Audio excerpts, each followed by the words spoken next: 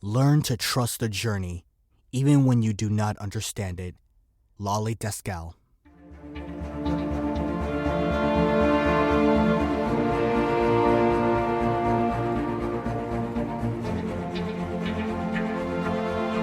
Good morning, good evening, whichever time zone that you are. Welcome to another episode of Journey to the Mic with Mike Garcia. I am your host, the one, the only, me. I am here to say that it's funny because we talk about in many times where a voice artist needs a coach. It's nearly equivalent to a student needing a master, or a student needing a teacher, a sensei needing a master, so to speak. And I thought, what better way for me to continue to talk about someone's journey than to bring my personal coach, one of the most fantastic human beings that I have ever met, that I've ever had in my entire life. Now, to give you a little bit about this person, she wrote an off-Broadway musical, a jazz musical, and it ran for 6 years called Truffles. Gotta check that one out real quick. She is a professional voice actor and a professional voice coach for singing, voiceover, also a director, and even entertainment business. So after we leave out of here, I'm just saying you might need to make a few calls if you need help. But I digress. I digress. Ladies and gentlemen, I am proud, I am privileged, I am honored to announce and to bring in my coach, Cassie Nadeau. Cassie, how you doing today? Hi, thank you for having me. I'm amazing. I'm so excited to be here. I'm glad you're here too. I really am. And to give the listeners a little bit about ourselves, we met last year. First of all, we worked together literally for about a year. And I can honestly Mhm. say that I've grown tremendously as a voice artist because of your guidance, because of Mhm. your ability to push me to be my best, to guide me, to be there for me, not only as a coach, but as a friend in my lowest of lows. And words cannot express of how much I appreciate everything you've done for me. Oh, thank you. That means a lot to me. I've been privileged to be here and watch you grow. I mean, you've grown so much since we started working together, as an Hmm. artist and as a human being. And I've been, lucky enough to witness that and watch it. And it's been a privilege for me too. I think that's the definition of a good working relationship and a good friendship, is being able to watch each other grow and help each other out. And so it's been great to be there. Absolutely. And do you remember how we met? We met last year on the boat for the voice actors of New York City. It was like a little boat party around New Year's. It was Yes. freaking cold. It was so cold. Yes. Yes, It it was great. It was so cold. And I remember it was around New Year's, I think. And we just started chatting about acting and then voiceover and Yes, I sent out the bat signal. I said I need help with commercials, and you came to me. You asked me, what do I need? What do I need help with? And the yeah. moment we sat down and had our Zoom chat, you want to get to know more about me, about my life, Mhm. about where I am in voiceover, my goals, my aspirations, the why. The why am Yeah. I doing this? Why? 100%. Yeah. How much of that is an important question for voice actors to truly realize that that is the one question they have to answer, and it's not I an easy one to answer. It's not. I think it's the number one thing that any business owner and any creative needs to answer. And any creative is a business owner because your job is to sell your creativity. It's to package and sell what you have. And so kind of understanding where you're at, where you're coming from, why it's important to you, what brings the joy, what makes it exciting. Because if this is going to be a lifelong journey of creativity, which it is, it's not a sprint. We've heard people say that before. It's not a sprint, it's Yes. a marathon. And Mm-hmm. it's true. And if you want to do creativity for the rest of your life, you have to be passionate about it. If you want to run any business, you got to be passionate about it because business is hard. And there are going to be a lot of times that you question yourself. There are going to be a lot of times that you feel like you've fallen down and it's hard to get back up.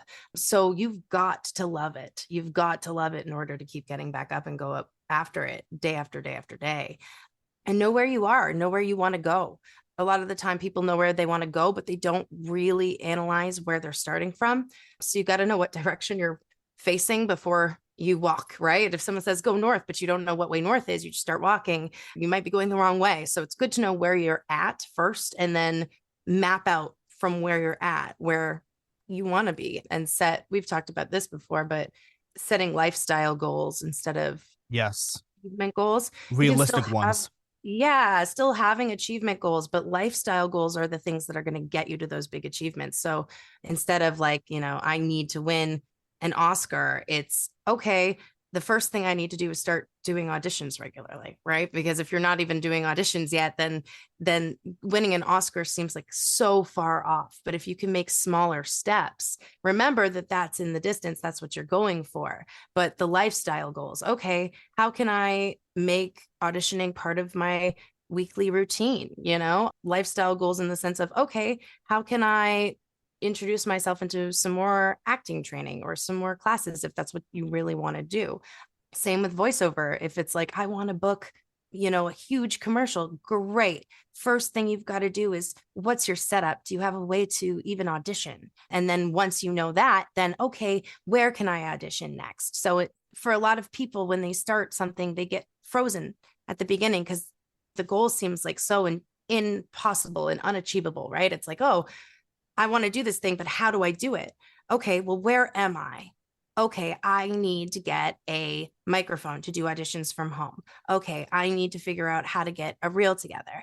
I need to figure out how to start auditioning. So almost instead of thinking of the achievement, you think of, how am I going to start integrating this business into my life, and how am I going to start making it a reality so that I can get to that achievement? So just breaking things down a little bit more. And I think that that's what we did. And a lot of our first talks was just breaking down the business.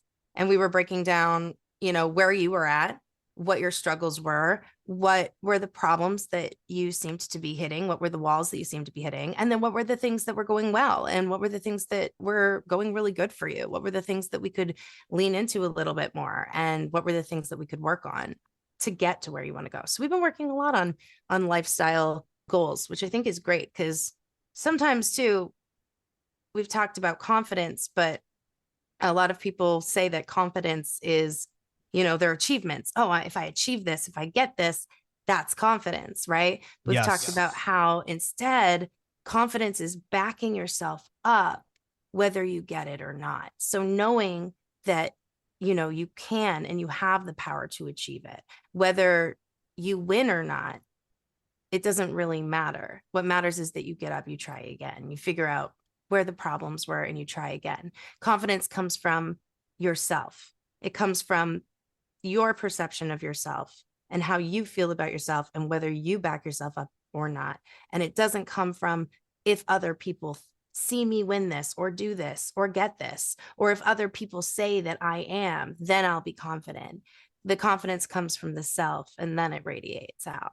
And that, you know, I think that is something that we've both been working on in a lot of your work. And I've seen your confidence grow in so much in the last year and a half, and I've seen you just bloom into such a powerful and exciting speaker.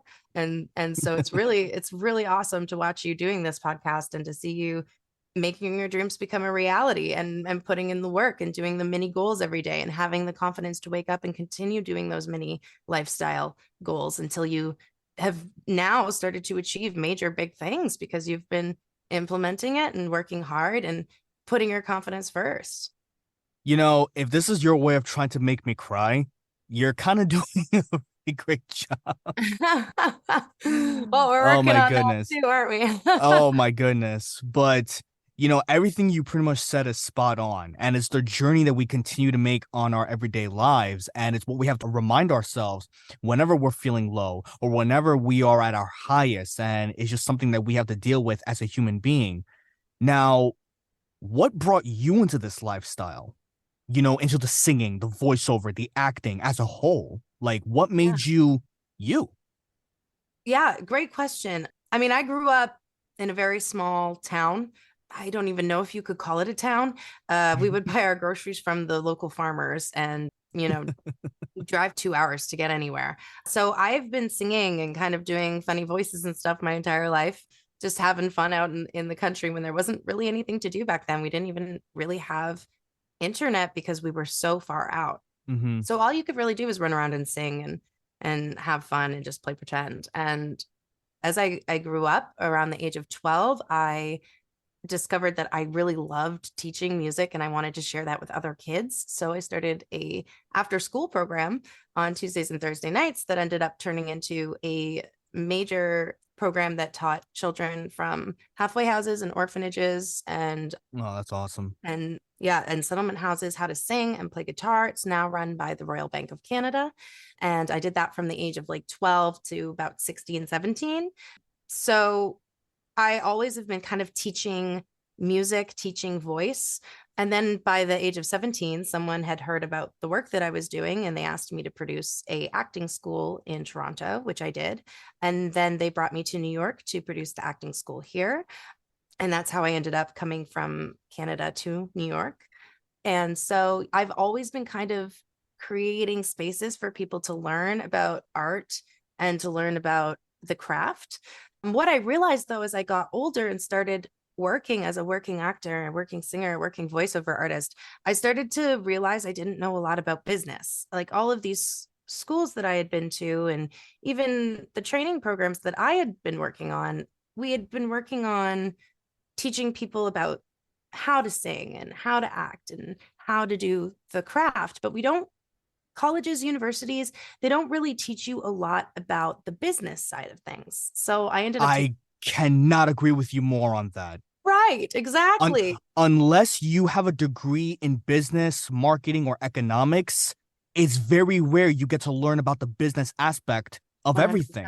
100%. And as I started to create my own work and try to get it out there, I realized that, yeah, I didn't know anything about business, didn't know anything about marketing. I was trying to create shows like the off Broadway show that I ended up doing. And I was spending a lot of money and I couldn't figure out why I wasn't making a lot of money because I didn't know a lot about finances because none of my college or university experiences had ever taught me about any of this as an actor, singer, voiceover artist.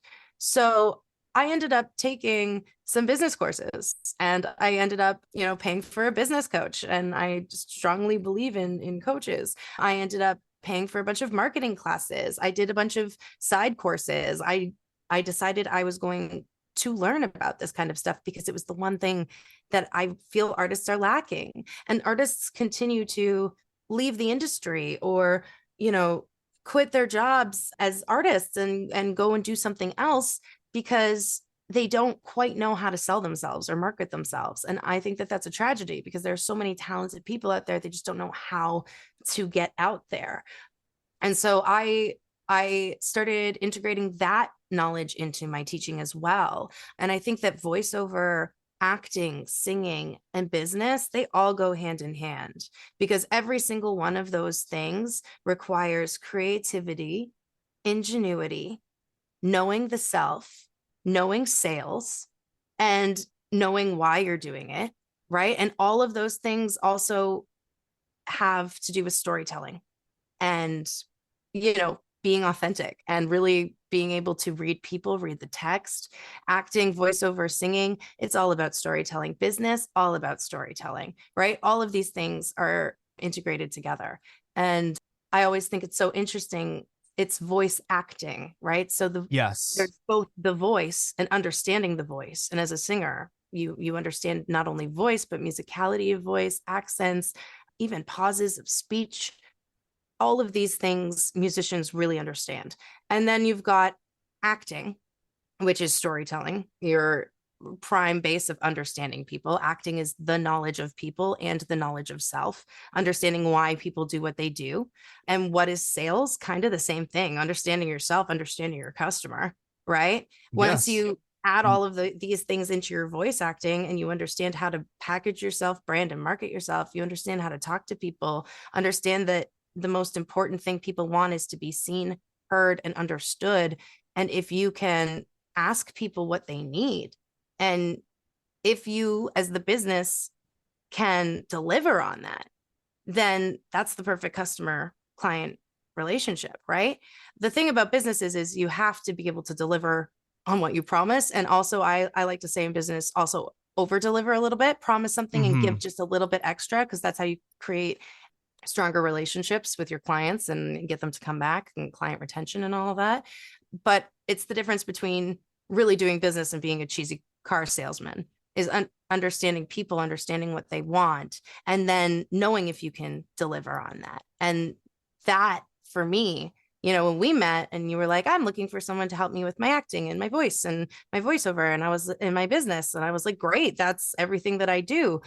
I wanted to know where you were coming from and what you needed, and if I could deliver on that. And so we had that discussion. And when I knew I could deliver on that, that's how an amazing teacher, student, coach, client business relationship is created. And it's the same kind of relationship you want to create with your voiceover clients in your voiceover industry. It's the same kind of business relationship you want to create when you're a singer or an actor. It's how can you know your client and what they want? Do you know if you can deliver on that and over deliver, and then talk to them about it and get to the source of what they need, and be able to be authentic enough and released enough to show yourself and to show your authentic self, so that they know that you're the right person to work with. Because if you truly know that you can help them, and you truly believe in yourself, and your intention as the business is to truly help this person, then that person's going to feel it automatically, and they're going to know. It's going to be a feeling inside their stomach, like something's right about this, like this person really does want to help me. And I think that that's business, and that's storytelling, that's acting, right? Acting is being able to be so authentic that you can really release the self and feel how that person is supposed to feel in that moment under those circumstances, which is the same thing for cartoons. And we even talk about it, how cartoons and commercials are not all that different when it comes to understanding people They're, and understanding what they're people really not. No, they're know. not. And so it's different technique, but a lot of it is understanding psychology, is understanding humanity, is understanding people, why they do the things they do, why they want what they want. And that's really understanding, at the end of the day, acting, sales, voiceover, singing, storytelling, marketing, branding, business, all of it, everything. It comes down to understanding the self and understanding others. It comes down to communication, really. And that's what our classes are really about, is how to communicate with yourself, how to communicate with others, right? And picking back up on this, from your years as a coach, whether it's singing, voiceover, anything that you've done, what would you say off the top of your head are the biggest no-nos when it comes to business Mm-hmm. that you've seen or that you've heard or Uh-huh. that you're like, just why? Okay. Promising things that you can't deliver, number one, Mm-hmm. like an overpromise, like I'll get you, an Oscar by next year or something like that. Like, those are the people that you've got to watch out for in business, because you want to make sure that your business relationships are not only kept intact, but they have longevity. It's always easier to have return clients than to find entirely new clients. And when you have a client that loves you and knows that you deliver on what you promise, I mean, that's not only the qualities of a good business, but also I think of a good person. So just, yeah, not promising things that you can't deliver on. Another big no-no in business. I think, like, yeah, lack of love for what you do. We talked about the why a little bit earlier, but it is Yes. it The is the the why you do what you do. yeah, I would say it's a big no-no in business, not only for yourself but for others. If you really don't love what you do, somewhere along the line you lose all need or passion for it.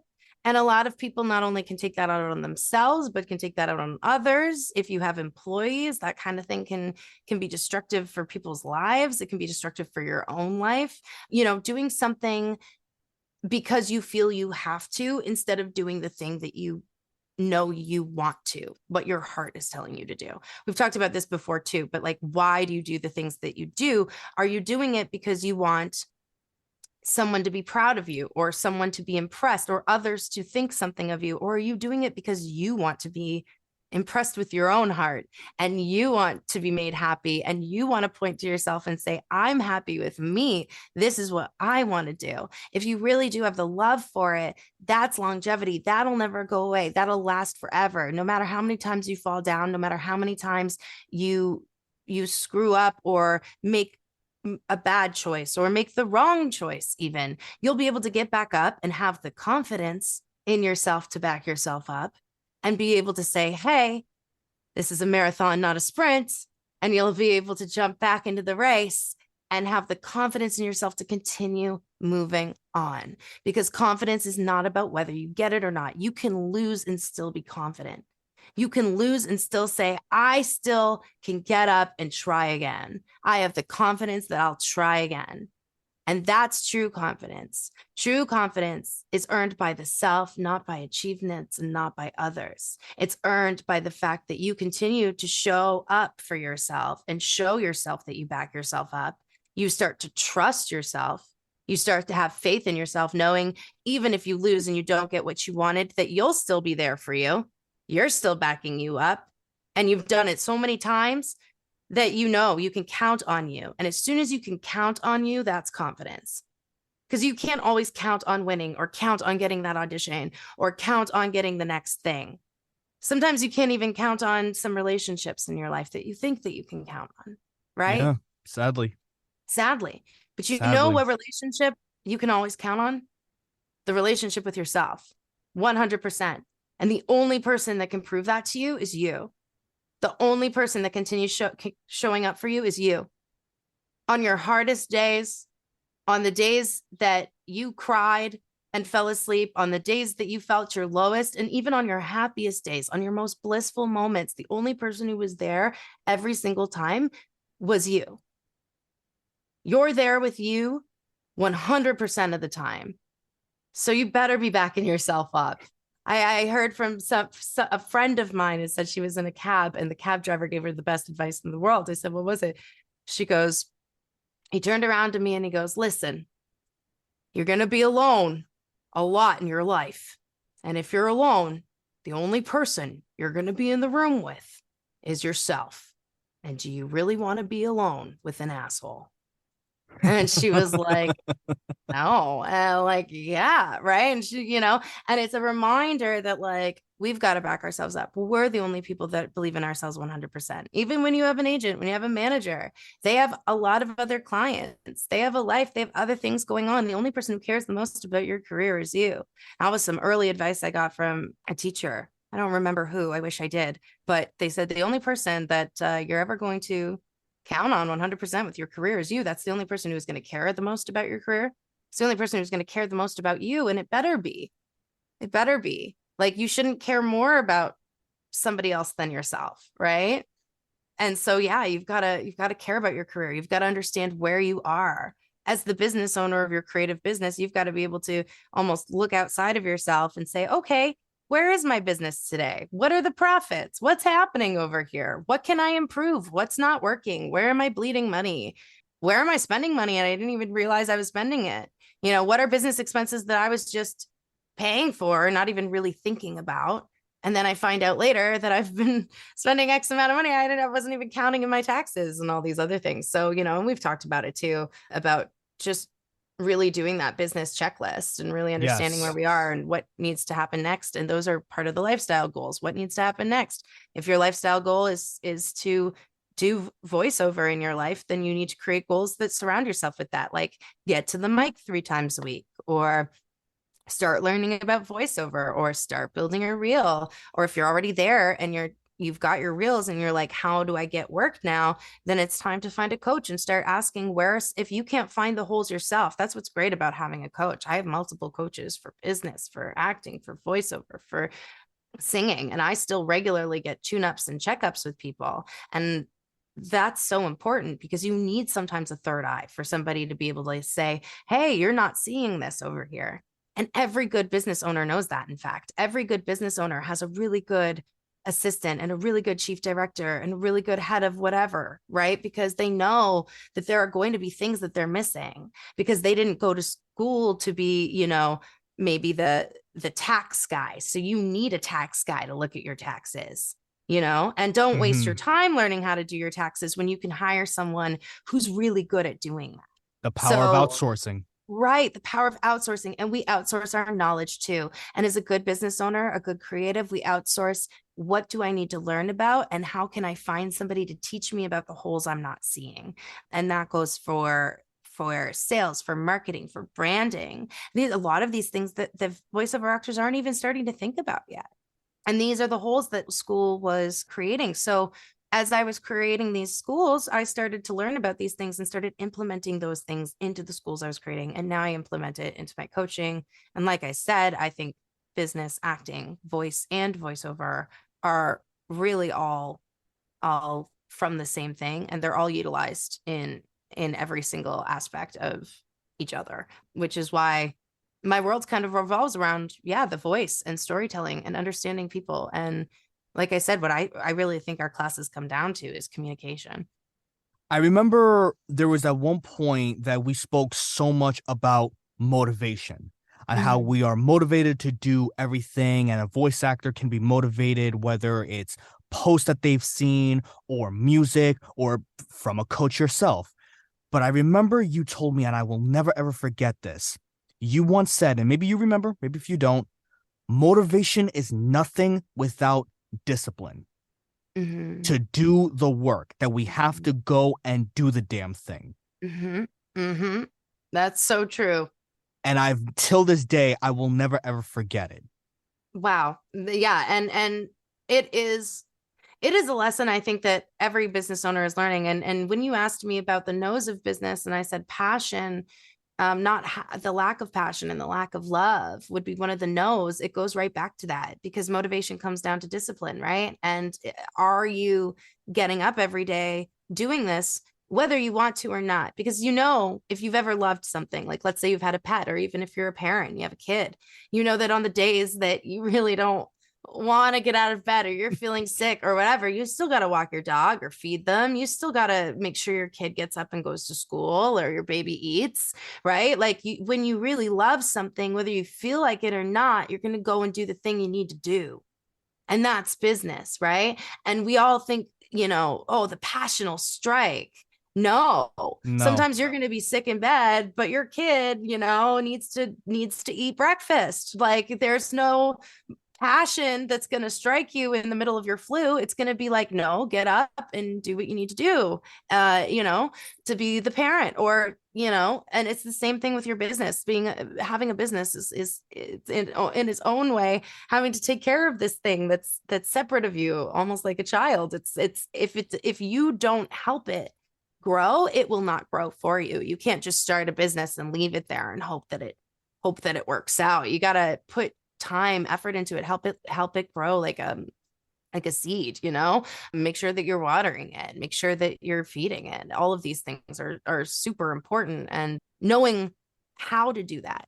And yeah, motivation, it's going to come if you love it, because you're going to be motivated to do it because you want it to succeed. You don't want it to drown. You don't want your business to be done. So you're going to get up and do the work because you're disciplined enough to, and because you love it enough to. And I think that's the why. We talked about the why, and that's the why. If you really love it, you're going to get up and do it every day. You're going to have the confidence to back yourself up. It's all related. See, it's all related. everything is a web. It's interconnected in its own way. 100%, 100%. But it's so true. And we talk about, yeah, this idea of passion will strike. It's like, no, usually you have to go out and start doing the work, and passion strikes you during the doing. You're not going to start a first date already in love. You kind of got to go on the first date and see if the person even shows up, and see if they like the same things as you, and see if you can have conversation. You can't start in passion, right? Passion comes from the doing, the getting to know people, the getting to know yourself, the getting to know your business. There are days I get up and I have to sing, and I'm like, oh, I don't feel like singing today, and I start the first song and it's about not feeling like something, and I'm like, oh, hey, this is me right now, and all of a sudden I'm into it. There are days even when you're like, oh, I don't want to go out and do a speech today, or I don't want to do my acting today, or I don't want to audition today. But as soon as you get out, you start doing it, you start to feel good because you remember who you are. You remember you back yourself up. You remember you show up for yourself because you love yourself so much, and you love your choices so much that you show up for yourself, whether you want to or not. And all of a sudden you start to feel confident. All of a sudden you start to feel good about yourself. All of a sudden you're running a good business because you feel good about yourself and you're making promises that you can keep and you can achieve with your clients and your customers and yourself. Right. And then, yeah, we have dreams and we have big goals, but we're also achieving things every day. Even showing up for ourselves and doing the damn thing is achieving it. They say that 80% of results is just going out and doing it. A lot of people, they're not held back by the things that they can do, but by the things that they think that they can't do. And so they sit around not doing instead of going out and giving it a try and having the confidence to know that even if it doesn't work out, they'll get back up and do it again and learn the lessons that they needed to from either introspection or outrospection with a coach, right? But they're going to learn from their mistakes. They're going to grow. They're going to get up. They're going to do again. And they're going to grow more confidence because they got up and they did again. And then all of a sudden you do it so many times, at some point you're going to achieve because you're going to continue learning. And we do say, practice makes perfect, but I always say there's a caveat to that. If you're practicing the wrong thing, you're just repeatedly practicing the wrong thing. So it is Yes. good always to have an outer eye and just to check on it. Take more courses. If it's marketing you want to learn about, take a marketing course or get a marketing coach or come talk to me or do some research, do some reading, go on YouTube. There are so many ways that we can start looking outside of ourselves to get a look at our business, and also so many ways that we can start understanding ourselves more, and that way we'll understand our business. And the fact that there really is no harm in admitting, hey, I've been doing this for so long, no results are going on. I'm not seeing any results. Let me go out and ask for help. Let's find out, Yeah. okay, what can we change differently, even if Yes. it's small. Yes. We're always so afraid of asking for help. And especially a lot of us go-getters and artists, we want to do it ourselves and we want to, perform and entertain and show people that we can do it. But there's no shame or harm in asking for help. And a lot of the time you'll find that collaboration and fun things come out of getting help. Sometimes people see coaches as this like big thing that is like, wow, they're the coach and I'm down here. It's like, no, we're actually just two people within the same industry, working on it. And I have things to teach you and I'm still constantly learning. And I hope that we all still constantly continue to learn and we can end up being colleagues. At some point, I hope my students, become my colleagues and that I get to work with them and that I get to see them grow. Like we've been able to watch you grow and I get to see them do things like start their own podcast. Like these are things that I want my students to achieve. And I think if you start looking at coaches and mentors as friends and as the guides in your life, they're mentors, right? Like you were saying, like, every kind of Jedi has their own Yoda, right? Like everybody's got to have this little guidance to know where the next step is, and you don't have to do it alone. And we should stop pretending that we can do everything alone. I mean, even in music, you can definitely be a solo artist, but isn't music beautiful with a big band too, right? And voiceover, it takes so many people to do voiceover too. There's the writer, there's the director, there's the engineer, there's you. Like collaboration is the key. And collaboration is communication, right? It's communicating with your counterparts and your clients and your coworkers and your fellow artists and creating something with all of you instead of always feeling like you have to do it alone. I think some of the best art and some of the most beautiful art comes out of good collaboration, which is good communication, which is good storytelling, which is a good understanding of ourselves and others, and being able to translate that and communicate that with ourselves, with the world, and with our audience and the people watching, and hopefully with the people buying too. When it comes to business. So, in your voiceover, you're doing a commercial, you're selling something. So you're hoping that you're communicating with your client on the other end and that they really understand you want the best for them and that you believe in the product that you're selling. You want to communicate that story. You want to do storytelling by utilizing your voice and your voice training, your understanding of psychology and what people need and why they might want that product, and really being able to understand sales and business. I mean, I think learning sales and business was key to my voiceover career also taking off because it was understanding sales. I mean, what else are we doing but selling? And with stories, with acting, what else are we doing but selling the story and selling the truth of that person and understanding ourselves and how others react so much that we know how that person reacts and we can honestly tell that. We can honestly sell that. We can honestly story tell. We can honestly what? Communicate. So yeah, communication, all back to the same thing. Communication is key. Cassie, I want to thank you so much for being part of this podcast. And I hope that the listeners have truly, truly absorbed all of this knowledge that you just gave. How would people contact you if they want to get in contact with you?